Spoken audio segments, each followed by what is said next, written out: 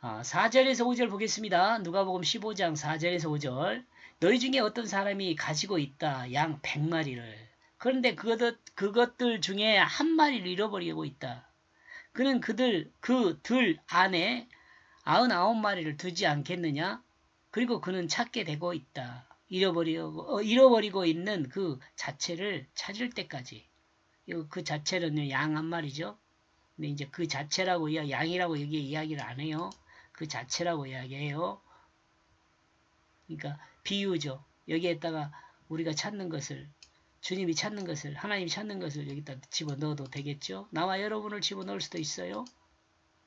예수님이 이와 같이 비유로 설명한다 해도 이를 기쁨으로 받지 않으면 주님이 비유를 통해 바리새인과 서기관들에게 말씀하신 하나님의 그 뜻을 알지 못하게 되죠. 주님이 비록 비유로 말하고 있지만 이걸 기쁨으로 받지 않고 이것까지도 자기 마음에 옳은 대로 생각하면 예수님께서 비유를 통해 설명하는 그 뜻을 알지 못해요. 이 비유를 통해 전달하는 하나님의 그 마음을 이해하지 못하는 거죠.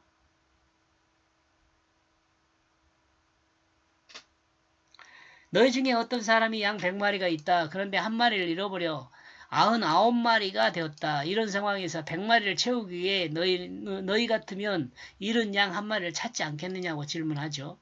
바리새인과 서기관들은 이해를 돕고 있습니다. 바리새인과 서기관들도 이 내용에 대해서는 당연히 찾는다고 대답할 수밖에 없는 내용이죠. 본문에 너희 중에라고 말하고 있으면 이 비유를 잘 이해할 수 있는 방법은 주관적으로 생각해 보라는 것이 주관적으로. 너희 자신이 직접적으로 너희 자신에게 적용해서 생각해 봐라 이 말이에요. 누가 어떻거네 그렇게 이야기하는 것이 아니라 내 자신은 어떻게 할 것인가를 생각해 보라는 것입니다. 자신의 일처럼 생각해 보라는 것입니다. 이와 같이 이해해야 주님의 이 비유를 온전하게 이해할 수 있고 또 왜 주님이 죄인들과 세리들과 식탁교제를 같이 하고 있는지를 이해할 수 있게 되는 거죠. 식탁교제 자체도 예수님은 사역이죠. 사역. 서기관과 바리새인도 구원받아야 할 사람입니다.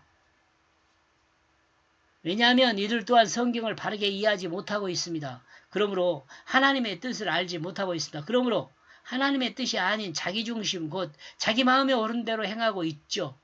누가요? 바리새인과 서기관이요.